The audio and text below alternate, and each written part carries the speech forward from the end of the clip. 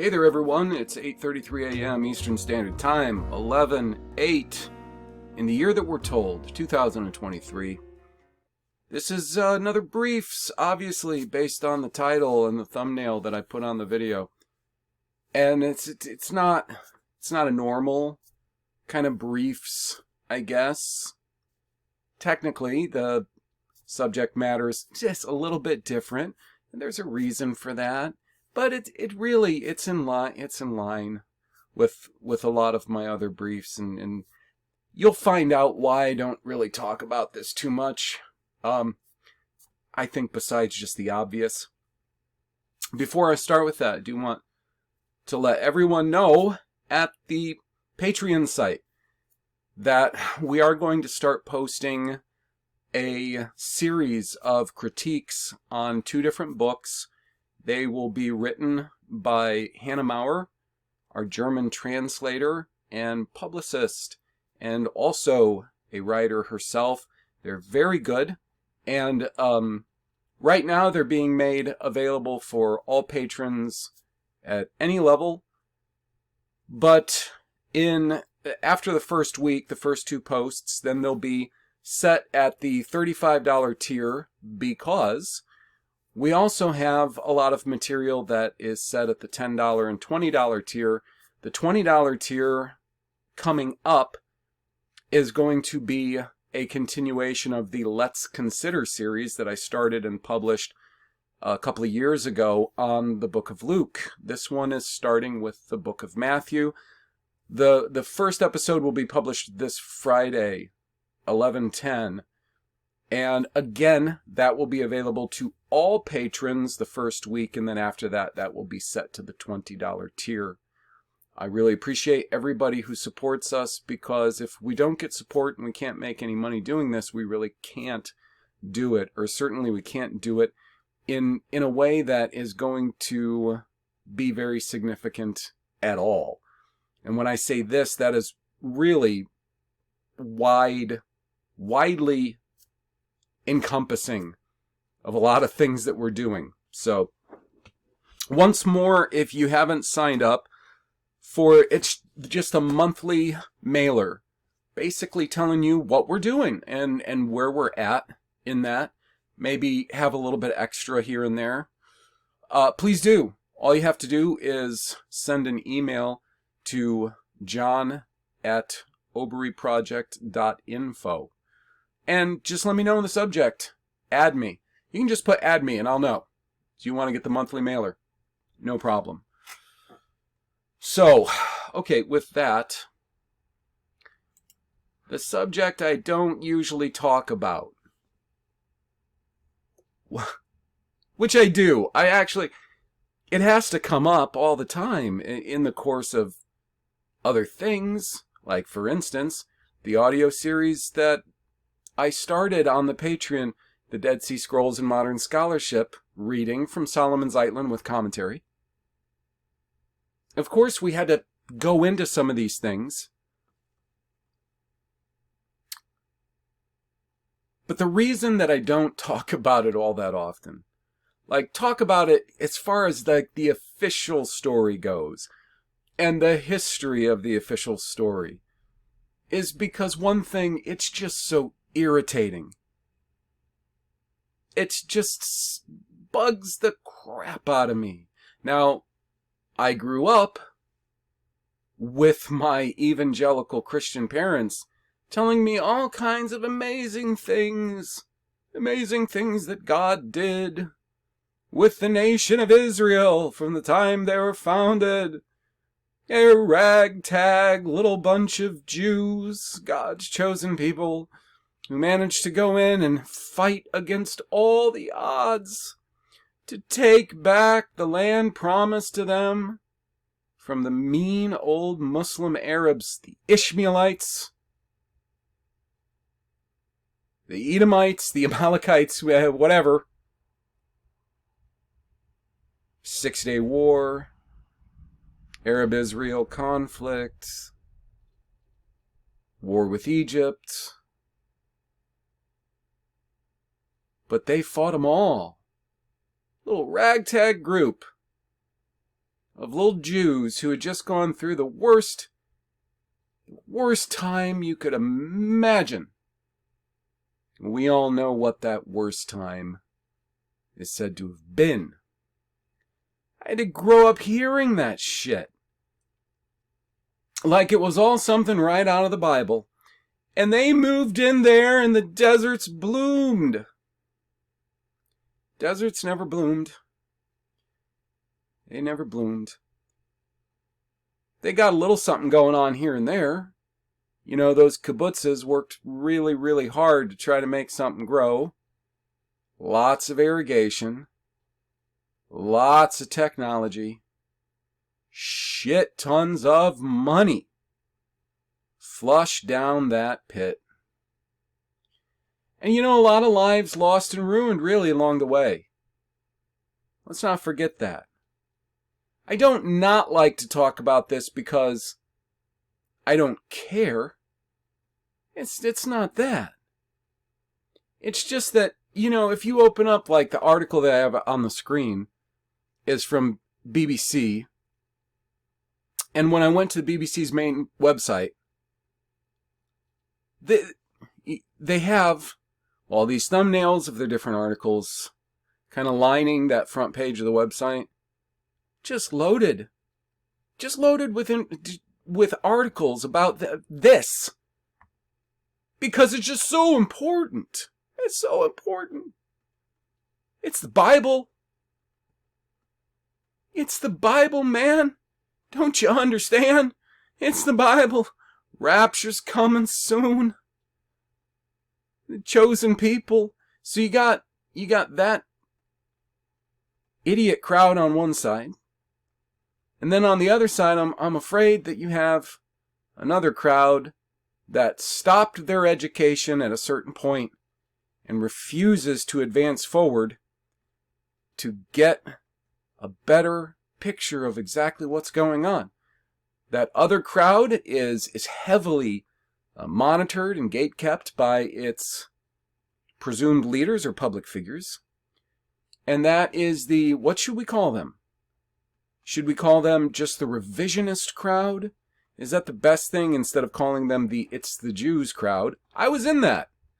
Everybody knows I was in that. For a while, because if you're going to study and you're going to try to find out what's going on in the world and with reality, you're going to end up there. You can't get around ending up there. And that's deliberate. Of course you're going to end up there. People who don't end up there are deliberately avoiding ending up there. If you're pretty sincere and you want to figure out what's going on, you're going to end up there. You're going to end up at the It's the Jews place. And if you decide to stop there, you decide, well, I've found my answer. I'm just gonna hate those Jews, and I'm gonna hate all those non-white people that the Jews, that according to that theory, I'm gonna hate all these non-white people that the Jews are putting in my country, and you know that is a point where a lot of people stop. And I'm afraid to say, excuse me, a lot of really even smart people. And maybe it's because that seems to make the most sense. They don't keep thinking. At that point, it seems like they're fine, they're content, they shut off, and they stop thinking about the people that they've interacted with throughout their lives, that they currently interact with. They stop thinking about who gains by certain actions. They turn a blind eye to all of the problematic issues with National Socialism and the Nazis, National Socialists, Hitler, how he ended up finishing up, which was I think just the word, if it was really how he finished the whole thing, was utterly cowardly. Totally cowardly. If he really believed in his people, believed in his country, believed in his cause, he would have been out fighting until the end.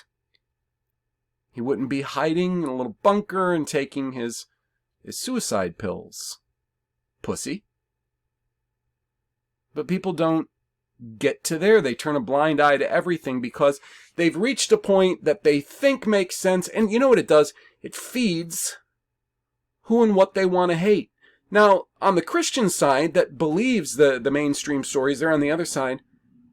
They're on that side for the same reason. They're being fed things they want to consume. It takes a truly strong and brave person to transcend all of those things. And you know, it's not easy. The people who transcend these prisons for our minds, oftentimes they find themselves in places where now they have almost no answers.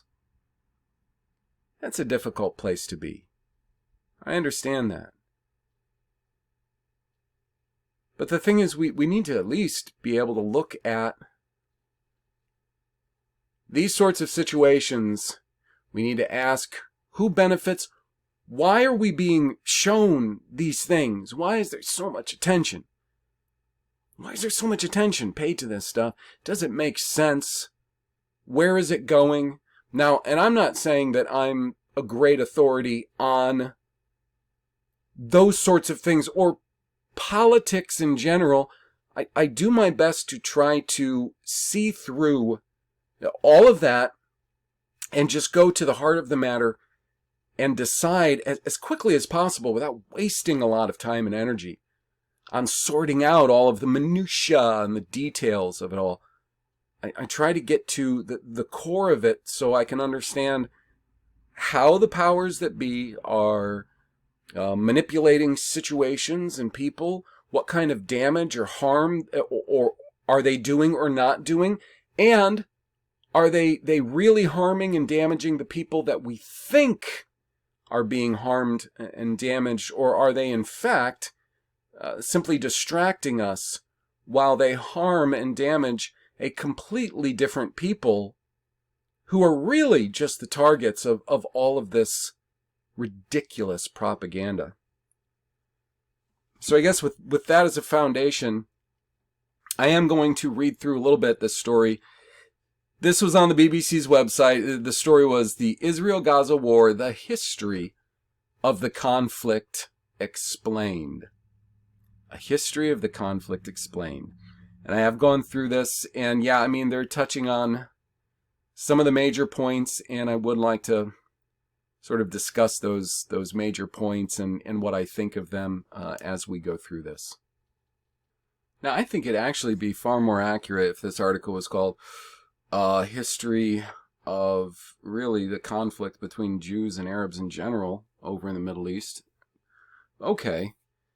The first thing, we have to look at the pictures, because people are looking at the pictures. People who read this, I don't care which side they're on, they're looking at the pictures. And pictures are worth 1,000 lies. Now they start with the main image. It's got a guy here on the right who, I mean, he's supposed to be a Jew. I get it. And there is a girl here on the left who is an Arab. And of course dressed in typical Arab garb. Very nicely dressed too. And this guy basically looks like the Jewish Uncle Sam. And he literally, this goofy big Jewish flag hat with all kinds of accoutrements on it as well. Many flags, and I don't know what he's got going on over there. a key ring with a little star of, because I'm not associating that with, David. A sticker on his face. A sticker on his face. Another sticker on his nose over there, and one on his forehead. Because that's how you show up to, I guess, I don't know, an engagement that's very serious. We're talking about very, very serious biblical conflicts here. So you definitely want to show up dressed like this guy, with your backpack on and everything. So they are basically face to face. They look like they're pretty upset with one another. Now the people who don't look all that upset are the onlookers. An Arab over here, Jew over here, another guy over here. The Jews, what does he do? He's laughing at... Now, I can't say for sure that's an Arab. It could be a Jew, okay? Because sometimes it's a little hard to tell. Because really, sometimes it's really hard to tell. You can just call somebody something and all of a sudden they are. I guess if they put on their Jewish Uncle Sam outfit, then they're all of a sudden a Jew. And if they put on their Habib and big plain smock, whatever, I don't know what it's called, I'm not making fun of it, then all of a sudden they're an Arab, Muslim. The people in the back, they're giggling like, hey, look at them pose. You'd never know they were husband and wife.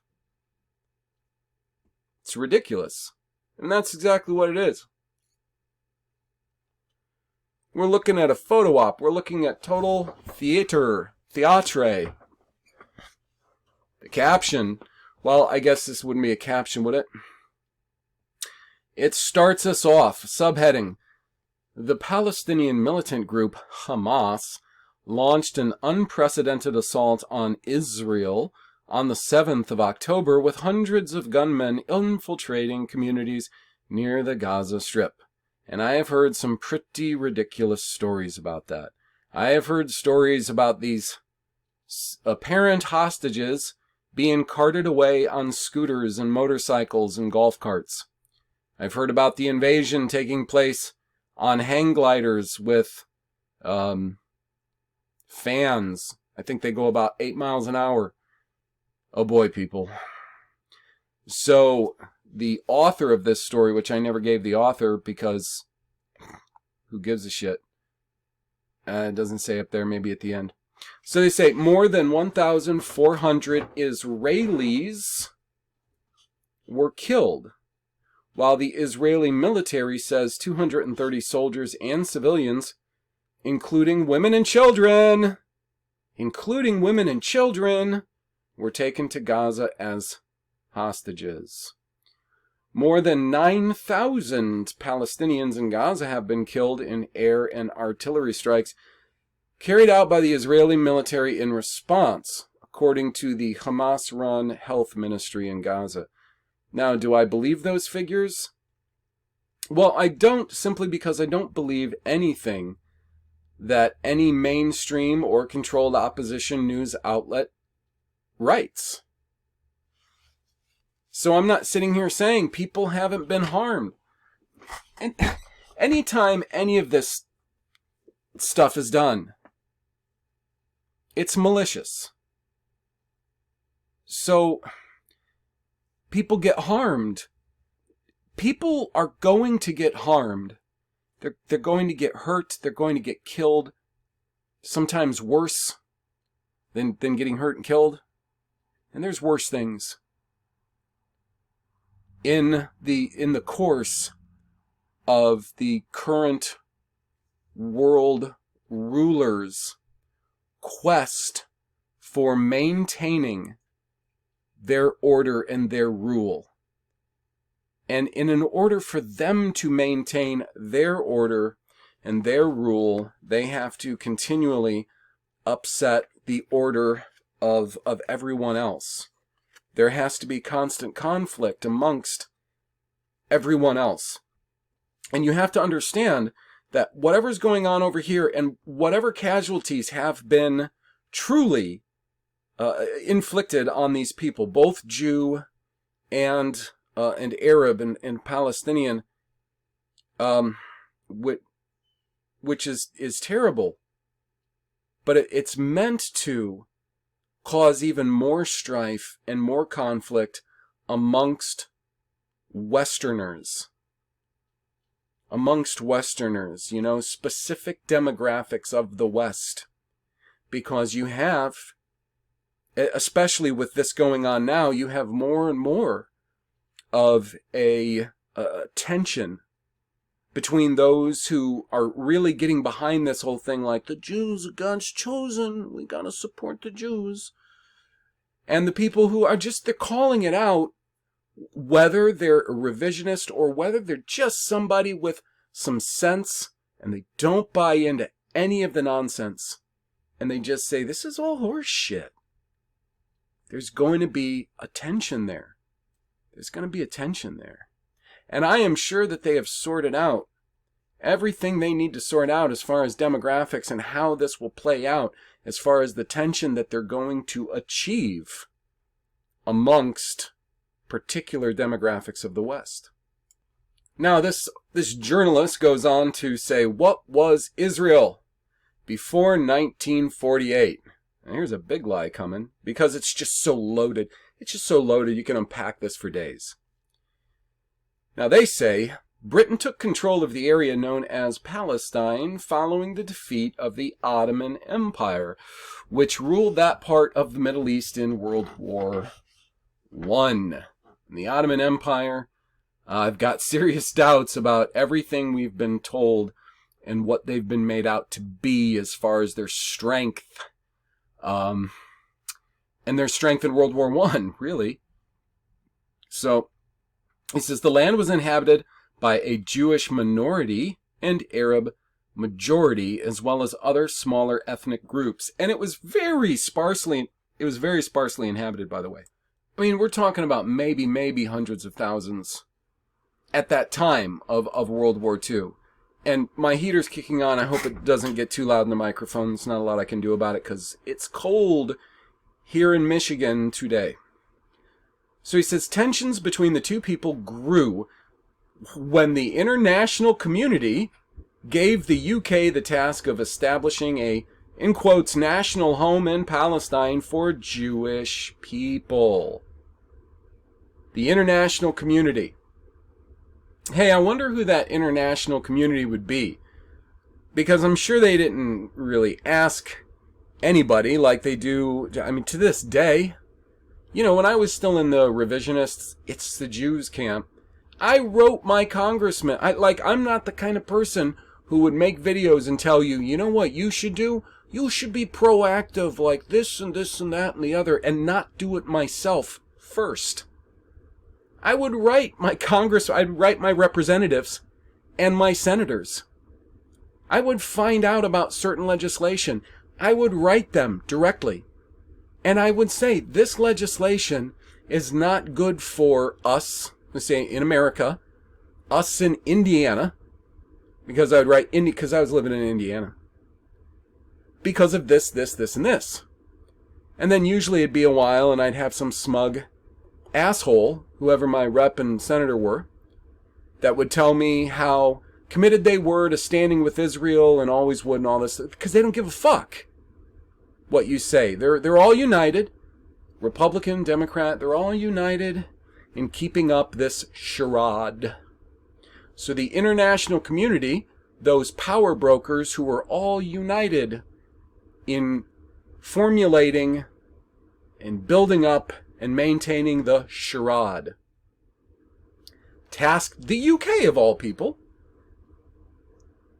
with establishing a national home for Palestine, in Palestine for the Jewish people, tasking them to do so. This stemmed from the Balfour Declaration of 1917, a pledge made by then Foreign Secretary Arthur Balfour to Britain's Jewish community. Well, if he made that declaration to Britain's Jewish community, I wonder how it ended up applying to the world's Jewish community. It says the declaration was enshrined in the British Mandate over Palestine and endorsed by the newly created League of Nations, the forerunner of the United Nations, in 1922. So does the League of Nations kind of, I guess it reminds me of some strange beast with 10 horns. I don't know why that image comes in my head from Daniel chapter 7. So to Jews in Palestine, he says, to Jews, to Palestine was their ancestral home. But Palestinian Arabs also claimed the land and opposed the move because it was also their ancestral home. Obviously, the BBC is going to be extremely biased in this, certain way, of course. Extremely biased. And these sorts of articles, by the way, they're designed to not only reinforce the things they want the unthinking Western Christian to continue to believe, and now more and more and more strongly, but they're also designed to make those who got to that point and stopped, that revisionist point, very irritated, very angry, very upset. It's all deliberate, every word. Between the 1920s and 1940s, the number of Jews arriving there grew, with many fleeing from persecution in Europe, especially the Nazi Holocaust. That's what I'm saying. The Nazi Holocaust in World War II. Violence between Jews and Arabs and against British rule also increased. And see, there you go, because then the revisionist will tell you, yeah, all that violence was from militant Jewish groups. Because, I don't know, apparently they're really into biting the hand that feeds them. Now, we did have an image just before this. This young fella posing for the camera, ducked down behind some sandbags with his little, is that a Luger? I'm sorry for not knowing. I'm not big into guns. I don't own any. It says a Haganah Jewish underground fighter just before the start of the Israeli War of Independence in 1948. Now look at the profile on this guy. You might say you might not even know. Oh no, he's Jewish. How do you know he's Jewish? Because he says so. Now it says in 1947 the UN voted for Palestine to be split into separate Jewish and Arab states, with Jerusalem becoming an international city. And yeah, that wasn't calculated to piss people off. Same thing with the whole Dome of the Rock thing on the so-called Temple Mount thing. All made for continued news stories, continued attention paid to, continued claims that this is so biblical. Look, the people of the Bible, finally, the people of the Bible, after a couple thousand years, regaining their homeland. In 1947, oh yeah, I already read that. The plan was accepted by Jewish leaders, but rejected by the Arab side and never implemented, because those Arabs are so difficult. That's the problem, you see.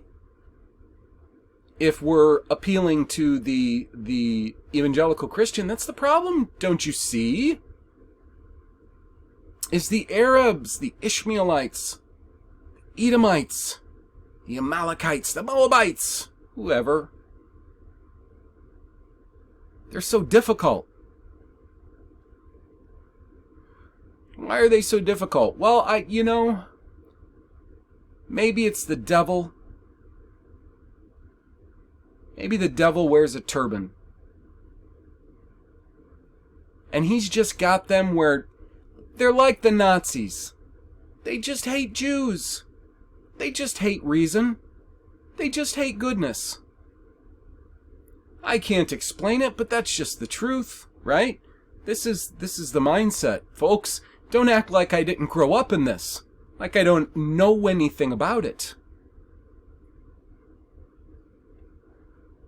I mean, once you strip off that sort of ridiculous programming, it's so easy to see through. This is why I don't understand why so many people don't graduate from revisionism. Forward, onward, upward, higher. That should be just a step.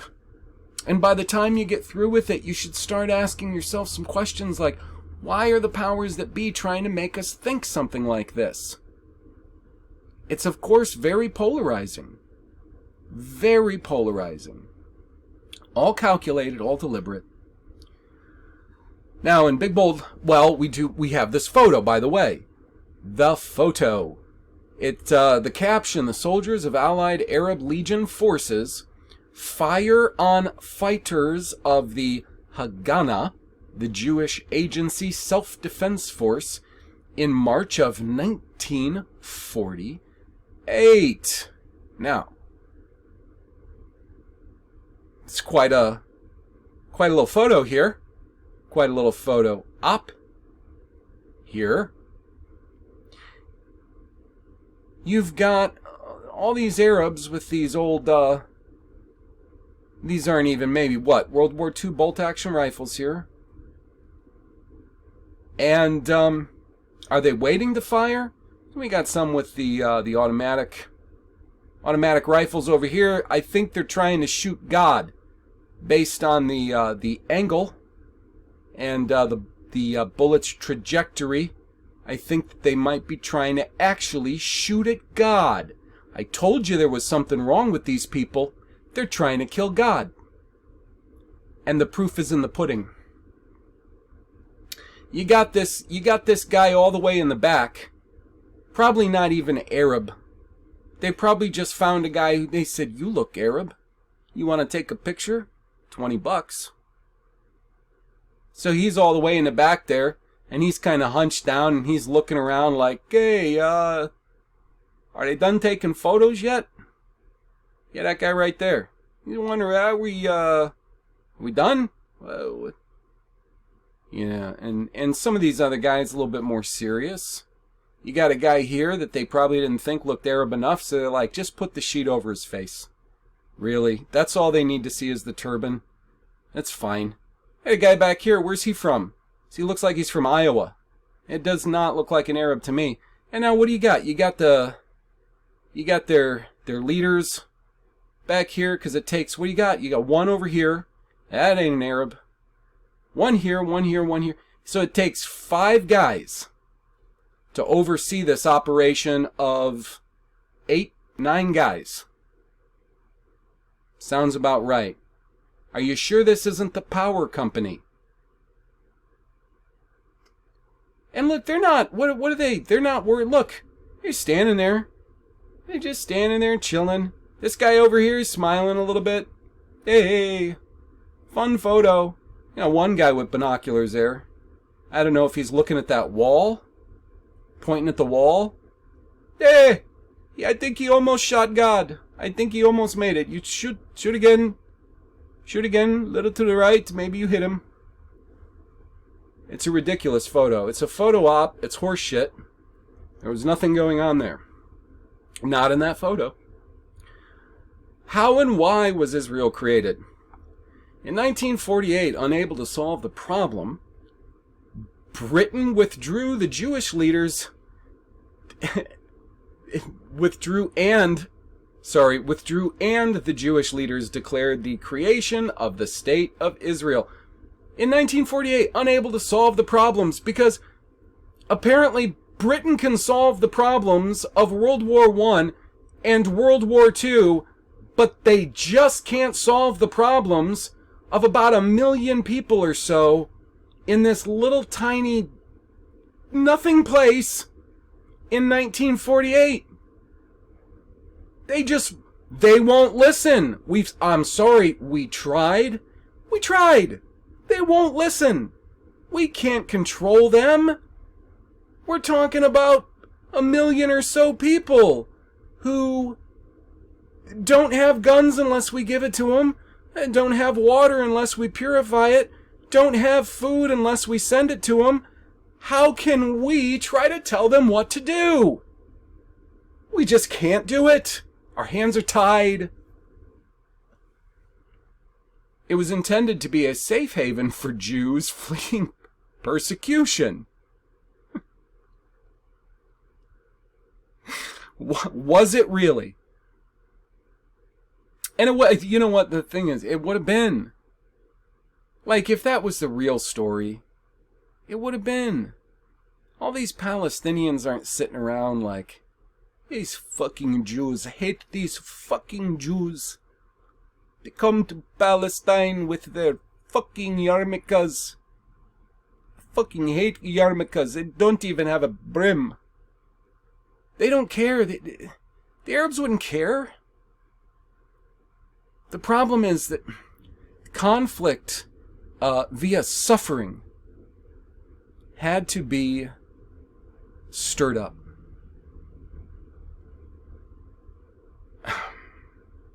And of course, I mean, most people know, who read up on all of the, what they call aliyah. It's a term that they say means a return to the land, you know. Most people who've read in detail on all of the Jews who have been aliyah'd to Palestine know that the vast majority of them, they didn't want to go to Palestine, man. They didn't want to go to Palestine. I guarantee you, the majority of Jews that ended up in work camps during World War II had enough sense to not want to go to Palestine.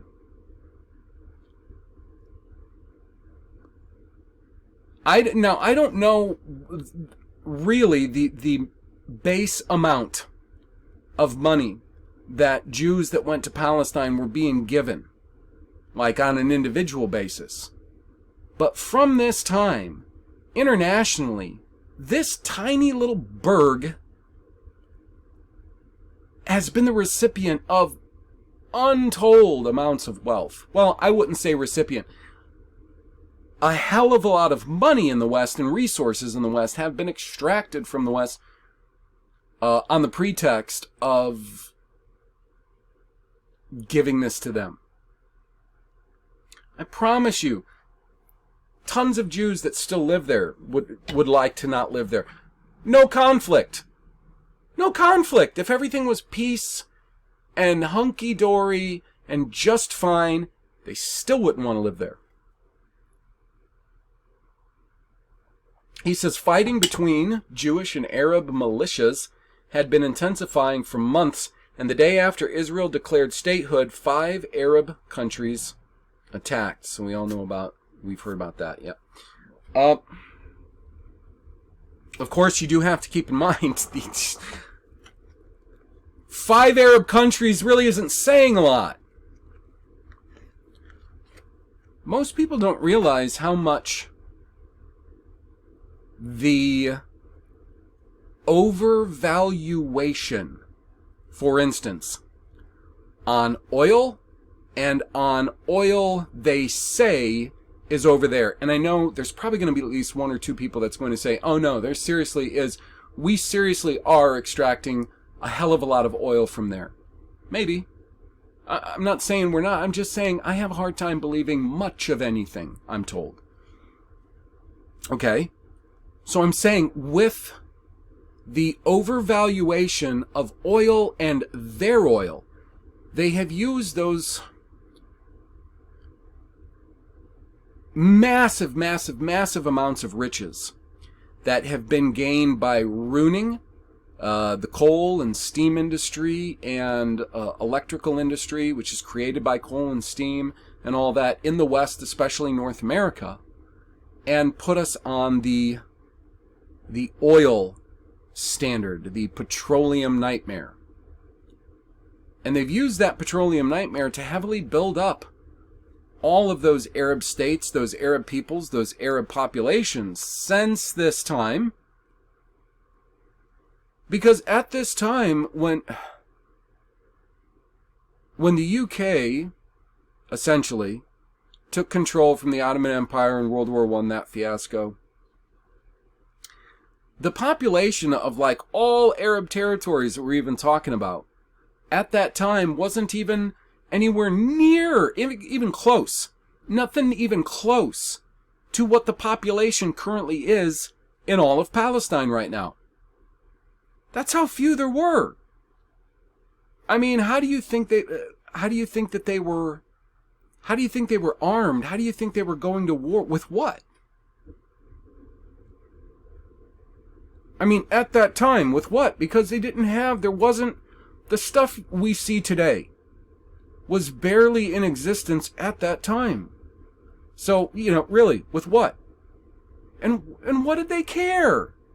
Again, painting these Arabs, they can't be reasoned with. They hate Israel just for the simple purpose of hating Israel. No other reason. And of course, I take issue with that. I take issue with a lot of these so-called wars and so-called attacks that your average Arab on the ground is perpetrating them, or that your average Jew on the ground is perpetrating them towards the Arabs. Why? Well, the why is most people, no matter where they live, are occupying themselves pretty much with keeping a roof over their head, keeping themselves fed, keeping their families fed, things like that. They don't have the time and inclination to want to wage holy wars. That's all contrived, this whole idea of these holy wars. And yeah, they work tirelessly at keeping the populations polarized and emotional about these things. Yes, they do. Because when they have their rallies, they definitely want everybody to get behind these kind of things. And I mean, it definitely helps when you have the big rallies and the spectacle and a very good speaker like, say, an Ahmadinejad in Iran, the rallies that he used to have about the West, and the immoralities of the West and all that. This is the case everywhere. And I don't believe that most people are going to deliberately spend their time trying to figure out how to wage their holy war. People like movies, people like iPhones, people like nice food, good times, sex, eat, sleep, rinse, repeat. Most people go, no matter where you go, pretty basic.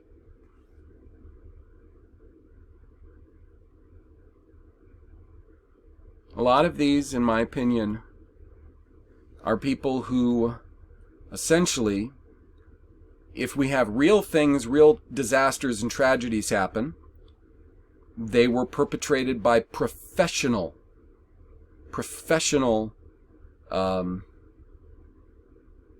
I wanted to say assassins. I guess it's not always assassinations. Mercenaries. Just, professional mercenaries. And then sometimes they might hire others of different cultures and races in different places to carry out various things that they can definitely get photos of or get stories out on.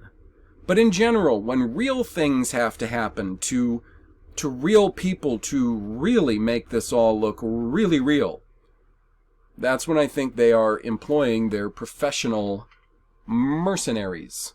And those professional mercenaries, again, in my opinion, are never Jews or Arabs. And so they show us the 1949 Armistice line, that tiny little Gaza Strip, Egyptian occupied, Jordanian occupied West Bank, right? Armistice lines, pretty much what we know of as the border lines of what they call the State of Israel today. She says hundreds of thousands of Palestinians fled or were forced out of their homes in what they call al-Nakba, or the catastrophe. Probably was catastrophic, really. I mean, there was probably a good deal of them relocated, although, I don't know. I mean, you read the old books where they claim to be exploring an unknown land, and I don't know how the fuck they could not know what this land was like if there were crusades hundreds of years before, centuries before. Like they wouldn't have very sophisticated maps and understandings of this place. It's dumb as fuck. There are a decent amount of, I guess, farmers in the area because they have to draw off the Jordan most of the time to get any kind of like halfway decent water. It is halfway decent because it's brackish. The Gore Valley is pretty rough. The areas around it aren't that great either.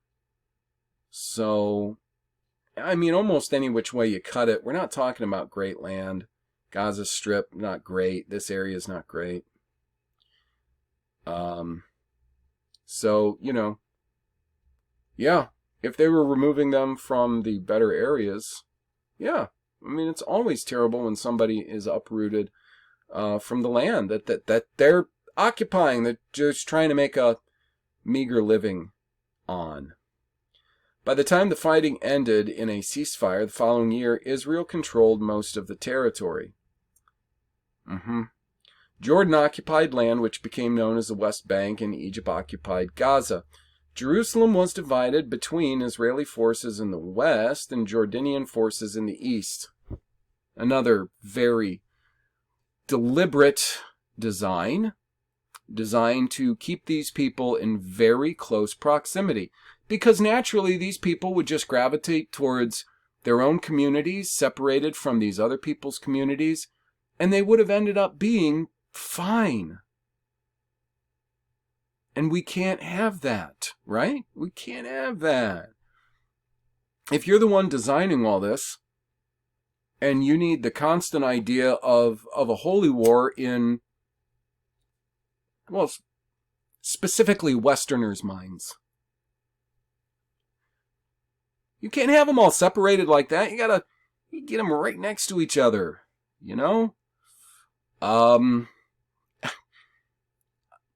Even Gaza, as far as I'm concerned, that's way too far out of the way. But, now they say, because there was never a peace agreement, there were more wars and fighting in the following decades.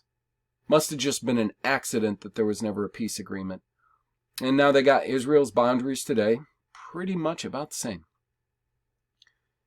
In a war in 1967, Israel occupied East Jerusalem and the West Bank, as well as most of the Syrian Golan Heights, Gaza, and the Egyptian Sinai Peninsula. Most Palestinian refugees and their descendants live in Gaza and the West Bank, as well as in neighboring Jordan, Syria, and Lebanon. Neither they nor their descendants have been allowed by Israel to return to their homes. Israel says this would overwhelm the country and threaten its existence as a Jewish state. And again, that being calculated to make the one side say, threaten the existence of the Jewish state. Yeah, we can't have that. While the other side says, how hypocritical is that?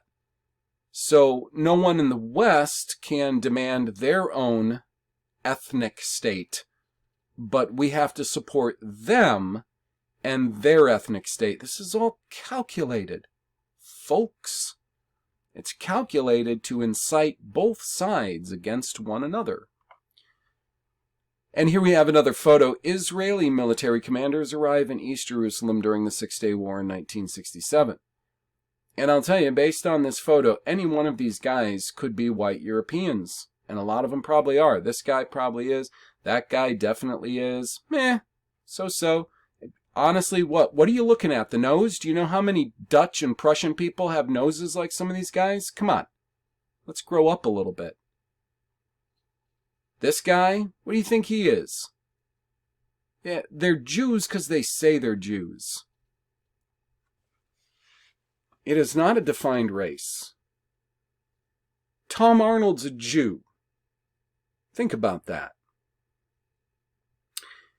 They say Israel still occupies the West Bank and claims the whole of Jerusalem as its capital, while the Palestinians claim East Jerusalem as the capital of a hoped-for future Palestinian state. The U.S. is one of only a handful of countries to recognize the city as Israel's capital. Go figure. In the past 50 years, Israel has built settlements in the West Bank and East Jerusalem where more than 700,000 Jews now live, which they would never be able, never be able to have developed all of that without tons and tons untold resources invested in this place, which was never designed for or meant to sustain even anything close to approaching the kinds of populations that they have. And go figure, there had to be over 20 million people just in the land of Canaan. And that's the lowest figure I can come up with, 21 million. Not counting Philistines and other random tribes and settlements and nations of people. We're just talking about Canaanites in the land of Canaan. And there's not a prayer that this place could support the population it currently has. They claim that there's 12 million people living there, and that figure's suspect. Today, they claim today. That's suspect. And they never be able to do it. They put in 4-foot diameter pipelines to Al-Quds, which they call Jerusalem, so that all of this settlement and building would be possible. They don't have good fresh water. They don't have the resources. This place is not the land of the Bible. That's what we need to focus on. Because then, why should we focus on that? This is what I've told people on both sides, by the way. The evangelical Christians and the revisionists, both sides. I've told them we've got to concentrate on the important things, which, for one thing, we need to concentrate on the fact that there's no way in hell that place could possibly be the land described in the Bible. There's no way in hell. Why? Because it takes the wind out of the sails of all of this artificial garbage that the powers that be, the powers that are really occupying and secretly controlling the real lands of the Bible, are controlling. They don't want us to realize that. They don't want us to realize that we're lawless. We're lawless because many subsequent generations, being so lawless, has put us in a state where we don't have the law. We don't have the scriptures, the Old Testament, the law and prophets. The laws which all those promises, i.e. Deuteronomy 28 and many other places, are based on. They don't want us to start waking up to what's really going on. What's really the place where they really are intent on controlling. They need us paying attention to a place that doesn't, as far as resources and strategic location, it doesn't matter. It doesn't matter to anyone. Belt and Road Initiative? Pfft. It doesn't matter. It never mattered. As long as you have water, seas surrounding all these places, who gives a flying fuck about a road through Palestine?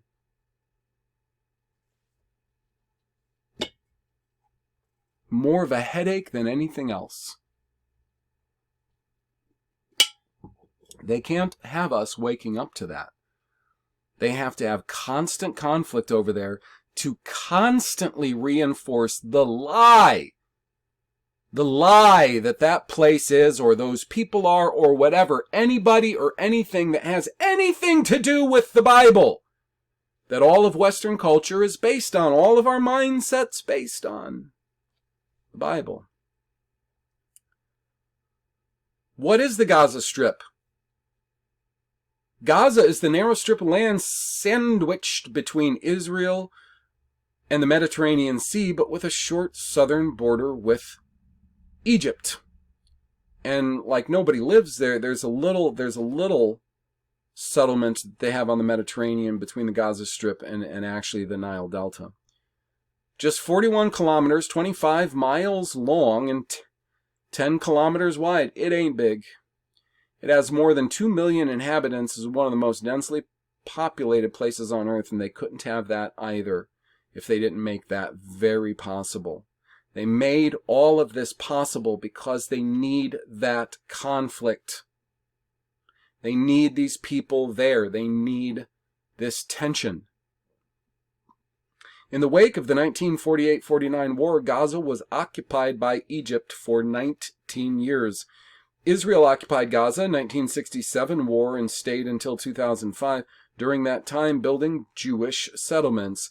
Israel withdrew its troops and settlers in 2005, though it retained control over its airspace, shared border, and shoreline. The UN still considers the territory to be occupied by Israel. And so now they show us a map of the Gaza Strip, mostly two main urban areas. But if you want to do something kind of fun, just an illustration, I'm just going to go to Google Earth. You got the Gaza Strip right here. You have, of course, another small urban area which might look big when you're zoomed in, but if you consider the fact that from Mediterranean coast out here to the Dead Sea is no more than about 70 miles, it's not that big, okay? Small urban area here that they call Ashkelon, and another one up the coast they call Ashdod. And they're trying to tell us that those areas there are the land of the Philistines. I made some notes when I was logging cities and places in Canaan and around Canaan. This was many years ago. Something that you should keep in mind when these places are described in the Bible, and most specifically Joshua, but other places too, like 1st and 2nd Samuel, Judges. Those big cities that maybe a lot of people would be familiar with. I mean, most of us would notice Gath. Gath, because that's where Goliath was from.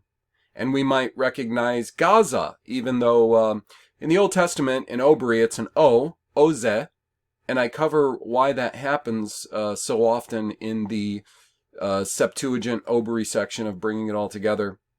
But we have basically Okran, Gat, Ashkelon, Ashdod, and Oze. Those are 5 figure capital cities of the Philistines, often referred to as Mabutzar, Sarnim, Oir. What that's saying is, so these Sarans were essentially like the kings or governors of Philistines. These would be the cities they would occupy. As I said, they are frequently described as having other villages around them. As in, basically counties. They would be like county seats. Not just villages, small places. And you have to understand something too. If Israel comes in and occupies the land in Joshua, it's really something after they beat some pretty immense forces that we see described throughout the book of Judges. The only ones left that would really present a serious threat after Israel beat the Midianites and the Amalekites, the children of the east. There's one incident where it just calls this guy, he's the king of nations, and his captain was Sisera, Moab, Also, well, they say the king of Mesopotamia. They had bested all of these various nations. And who comes up and offers them probably the greatest struggles that they had had in their history for a very long time? It was the Philistines. Now, the Philistines aren't going to be able to do that if they have such a small area of land and such limited resources. In fact, the Philistines had, according to the Bible, an enormous amount of land. It wasn't jammed right up against Israel and Judah until Judah and Dan started encroaching on those areas, besides for those 5 chief cities, like county seat sort of cities, or maybe presiding over something bigger than what we would think of in counties, areas, regions. There's also Timnate, there's Tzeklag, or they would, in the Bible, they would call it like Timnath or Timnatha, and Ziklag, and Hazarim, 3 of note. And that's not it. There's also something that's much bigger and much more important when considering the size of the Philistines' land. There's this place called Gerar. And now Gerar is, for instance, Gerar is where Isaac, Abram's son Isaac, heads to when there is a famine in his day, which was about a century after the famine in Abram's day. There wasn't tons of famines. I made that little video about a month ago on that. About a century later, where does Isaac head to? He heads to the Philistines' territory, Gerar, because there was a famine in the land. Now, if the Philistines' territory was supposed to be anywhere in this area near the Gaza Strip, southeastward, eastward, even up northward, why would anyone who might be living in this territory, this broad territory, why would they ever head here? Oh, desertification. No, it used to be really great, but desertification. That's the problem. Even though there's absolutely no scientific proof of desertification, and if you read the fine print, desertification is a phenomenon that they claim happens to places that are already arid. So you can't say this was green and lush and temperate and had all of these great things that we would expect from a fruitful land. I mean, besides the fact that everything's pretty much backwards geographically when you consider that Genesis 10:19 says the border of the Canaanites was from Sidon, which they tell us was basically the area of Lebanon, from Sidon, as thou comest to Gerar unto Oze or Gaza, and then you go over to Sodom and Gomorrah, which we would believe means you would have to go eastward. But the thing about that is, Gerar is mentioned first, and then Oze. This is supposed to be the Gaza Strip right here, right? And they mention Gerar. So Gerar would have to be on your way from, if this is happening in Palestine, from your way to the north, as you head south, you would first have to encounter Gerar. And of course, the problem with that is, for instance, Genesis 21, it says, and Abram journeyed from there towards the south country and dwelt between Kadesh and Shur, and he sojourned in Gerar. Right. So Kadesh would have to be, based on what they're pigeonholed into, because they want to set the Bible here, would have to be down here. Kadesh and Shur. Shur is described as being on the border of Mitzrayim, over here. We can't say the border is all the way over here, because today Egypt also occupies the Sinai. How do you dwell between Kadesh and Shur, sojourning in Gerar, which has to be north of where Oze or Gaza is? Just a quick illustration of how none of that adds up, and how much larger and far more extensive the Philistines' territory is described as being. And if it was a small territory, if it was a smaller amount of territory than what Israel took possession of, I would think it would have to be far richer, and also would possibly have to be located extremely strategically so that they could extract, for instance, tolls and tax on shipping that was going in and out of their chief cities. That would make sense. The east coast of the United States is littered with cities all along the sea that are just perfect for that. So they go on to say, what are the main problems between Israelis and Palestinians? My first guess would be you guys. Media, not you guys listening, the guys writing this. Media, government, religious institutions, clergy. Those are the main problems between the Israelis and the Palestinians, I guarantee. There are a number of issues which the two sides cannot agree on.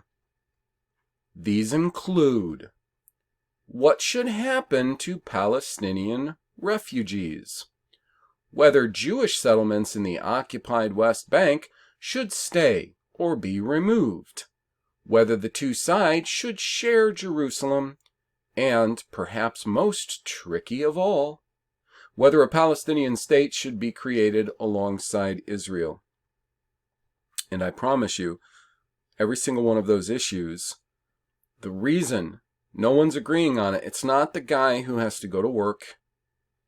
It's not the person who is worried about where their meals are coming from, some comfort, maybe a little air conditioning and all the heat, maybe a little bit of clean running water a few days a week. No, not them. The people that are their supposed representatives. That's the problem. That's who's not agreeing. That's who is fucking, they're supposedly the people that they represent. That's the problem. They say, what efforts have been made to resolve these problems? I can answer that before we even start reading, of course. None. Zero. Zilch. That does not work out for the universal control paradigm. However, the BBC says, Israel-Palestinian peace talks were held on and off between the 1990s and 2010s, interspersed with outbreaks of violence. A negotiated peace did seem possible in the early days. A series of secret talks in Norway became the Oslo peace process, forever symbolized by a ceremony on the White House lawn in 1993, presided over by President Bill Clinton. Few are actually aware of this, but immediately after this meeting, President Clinton pulled out 2 cigars, gave the guys a wink, and asked them if they wanted to join the Mile High Oval Office Club. They go on to say, in a historic moment, the Palestinians recognized the State of Israel, and Israel recognized its historical enemy, the Palestine Liberation Organization, the PLO, as the sole representative of the Palestinian people. That's the problem. A self-governing Palestinian authority was set up. Cracks soon appeared, though, with the opposition leader, Benjamin Netanyahu, calling Oslo a mortal threat to Israel. The Israelis accelerated their project to settle Jews in the occupied Palestinian territories.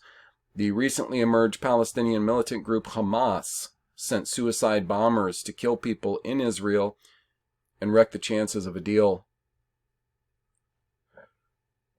Boy, I really have to wonder about that, the suicide bombers. Again, I'm not alleging suicide bombings or all suicide bombings are fake per se.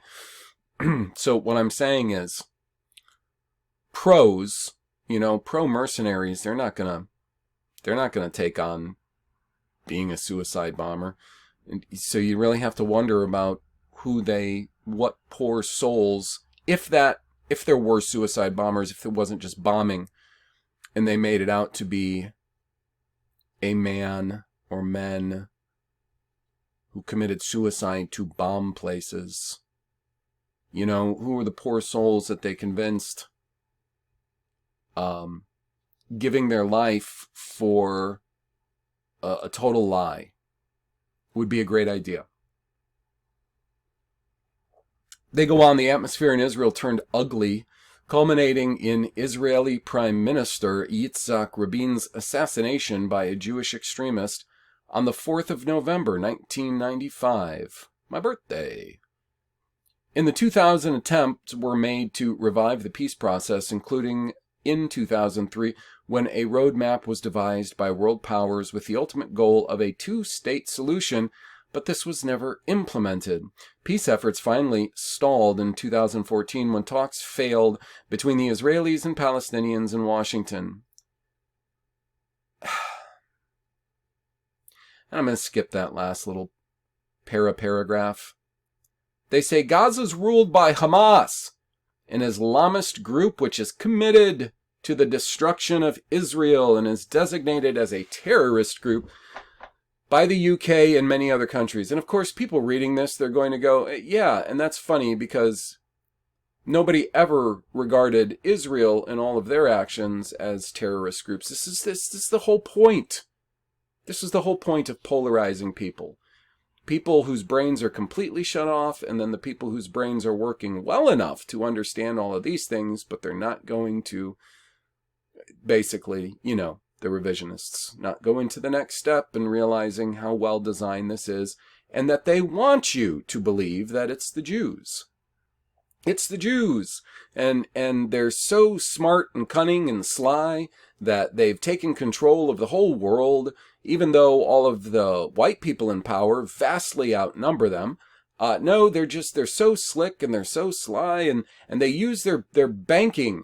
They use their banking because most people don't realize that banking and money and currency is all an illusion. It's all a system that has been designed and implemented and used to make people think that they actually have wealth and property. Real wealth and property is the control of resources, because if you control all of the vital resources necessary for people to have, to live, and you control all of the land, and people don't realize that when they buy a house, they don't really own the house. They don't really own their land, because eminent domain can take away any portion of their land at any time they want. It's all a scam. But, they believe the Jews, they control everything through their banking empire and their usury and their underhanded dealings and all of that, and they're so smart, they're so clever, they're so sly that they do all of this shit right out in the open so everybody can see. See the contradiction there. They say Hamas won the Palestinians' last election in 2006 and seized control of Gaza the following year by ousting the rival Fatah movement of West Bank-based President Mahmoud Abbas. Since then, militant Gazas have fought several wars with Israel and going on. And what is it? It's just the same old shit. It's the same old shit, man. Because we're supposed to believe that none of these people want just a peaceful life. Yeah, look, they're different than probably most of the people listening to this. You're probably different than them. There's not a lot of Jews that listen to this. There are probably very few Palestinians that listen to this.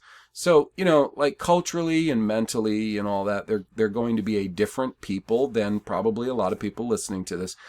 But most people, they are basic. Most people are basic in the sense that the majority of us would very much like to live as decent a life as we can. I think a lot of us would like to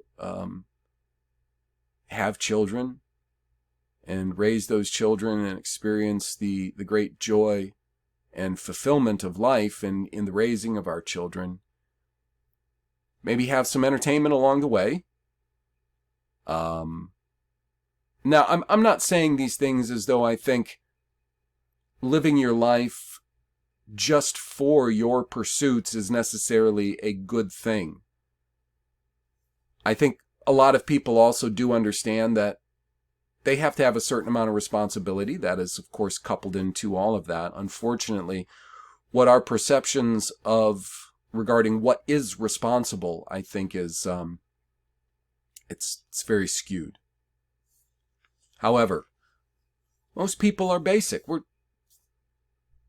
We basically would like a simple life, a good life. I think there's a lot of us who don't require too much. We're not necessarily greedy. We would like to exist in a certain degree of peace. That would be great. So to accept the fact that both sides and all of these individuals on both sides, and I'm not talking about the apparently democratically elected leaders, which, by the way, did they just say Gaza had elections? Well, I'm sure they did. They just said Gaza had elections. And Hamas won the Palestinians' last elections. Well, what the fuck? Aren't we supposed to believe that Israel is the only shining democracy over there? The fuck are these people doing having elections? Next time somebody tells you, well, Israel's the only democracy, bullshit. And they're not the only one. They have elections in a number of those other countries too. It's really something to try to believe that all of these individuals, the electorate, the common people, are inconsolable on both sides and have been for about, close to 80 years. Just inconsolable. No matter how much pain and loss and death and suffering that they see, they just can't resolve. And then you have the one side who's going to believe that you've got the Christian evangelical side who's going to believe, well, it's God's chosen people, and all these Arabs, they just hate them because they're God's people. That's why they hate them. That's why they can't have peace. They hate God's people, right?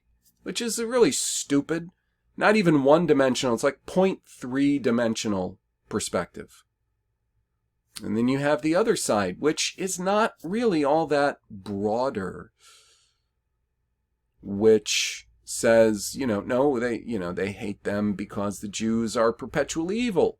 And then you have the ones that are more extreme. They're this literal seed of Satan. That's why. And either side would, the less than one-dimensional two sides really don't understand just human nature and aren't willing to, I think, further educate themselves or just consider a little bit more about other people, other races, other cultures. Consider a little bit more about yourself, how you think, how you behave, what your wants are. Not willing to consider the fact that all of their leaders, like all of our leaders, are corrupt. They're corrupt. They sell their own people, and they don't necessarily have to be like plants. Like, oh, those people, they're not even really of the same ethnicity, tribe, or whatever. They don't necessarily have to just be plants like that at all. At all. To screw their own people over. Absolute, without any pangs of conscience. Because as we see in the Bible, it was Israel and Judah that most often screwed over Israel and Judah. Each other. Their own subjects. Their own people. So if you want to know what I think the real cause of this whole conflict is because the powers that be, the ruling authorities, are using this place and the people, Palestinians or Arabs and Jews, as a complete distraction from where the real power, the real wealth is at, which is North America. And how much screwing over they're doing here. And people so quickly get distracted with this because we've been trained throughout our lives to look at something like this and immediately think, ooh, biblical, biblical. Oh, thank God, we're finally going to be rescued from such a hellish life. Probably so many people think, I just wish this would go forward. And there's, of course, a lot of evangelical Christians. If this just goes forward, finally the Lord will come in a rapture. They don't even realize how much they're being scammed. He didn't come when you were a little kid. He didn't come in your parents' time. He's not coming in your time. He's not coming in your kids' time. You've been played. And the revisionists have been played. You're all being played. And it's all working out just Jim Dandy for them to keep their control structure empire intact. Now, will they go forward with this is the question, because I've asked that on multiple occasions over the years when there's conflicts and strife and, oh, things are happening in the Middle East, oh. And it never does. Never really does. They'd have to make some really bold moves. And some really big players would have to get committed in a very real and public way, like a no going back kind of way. Now, if that happens, then I think it's pretty safe to say that you could count them as they're going full in. They're going full in. And the objective would likely be to kill off a lot of their target demographics in the West. Europe, North America. And I don't think they care how many of the people in Israel, Palestine, Iran, Syria, Lebanon, China, India, that they kill in the process. They probably figure thinning the herd all over the place, as well as getting rid of just a heck of a lot of the target demographics that they would like to get rid of, is a big plus. I'm sure to them it would be a big plus. So while I am always skeptical when these things start popping up over there in the Middle East, as far as, is anything going to pan out, or is it just... Because for a long time, ever since I was a little kid, they've been, and way before I was born, many years before I was born, they've been using these conflicts to just keep people's attention there, to continually reinforce the idea that the Jews are Israel, to continually reinforce that Palestine is Canaan, and to make most people think that that is the land and area in which the events of the Bible are described as occurring in, and nothing could be further from the truth. So while I don't know everything about it or all of the minutiae to it, I think I understand enough to where these continued stories and all this talking about it and all the damned articles all the freaking time, as though there wasn't anything important or bloody or terrible happening all over the place. It's always, oh, that's just the most important thing. We're just going to smear articles on the Middle East all over our newspapers. We're going to shove it down your fucking throat. Because that's just the most important thing there is. It's funny, too, that all these news media outlets that claim to be liberal or atheist or agnostic, or definitely secular and not Christian, how much they back up. Continually back up ideas and foundations of not the Bible, but of religions and religious beliefs that they have crafted using the Bible. It's pretty funny. So, that's it. That's it. I'm just going to end it there. And hopefully I won't have to revisit too many of these sorts of contemporary... Because it's like everybody's talking about it. But, you know, a lot of what most people are saying about it is lacking, I believe. It's very lacking, at best. At best is sincerely lacking because they just don't believe certain things or haven't educated themselves further than they ought to. But most of the time, I'm afraid I believe that they're lacking intentionally. So, that's that. Tomorrow morning, 6 a.m., there is going to be the new series, Let's Consider the Book of Matthew, is going to be posted, the audio, at the Patreon page. Hannah Mauer's new series is already published. It's not an audio, it's text series. It's good, though. On James White, and she'll be posting a text series on McDowell, Josh McDowell, starting soon, too. So please visit the Patreon and help us out. Buy some merch from Teespring. That helps me out a lot, too, because in order to keep doing this a lot, as much as I've been doing it for a long time, I just need the capital to do it. That's all.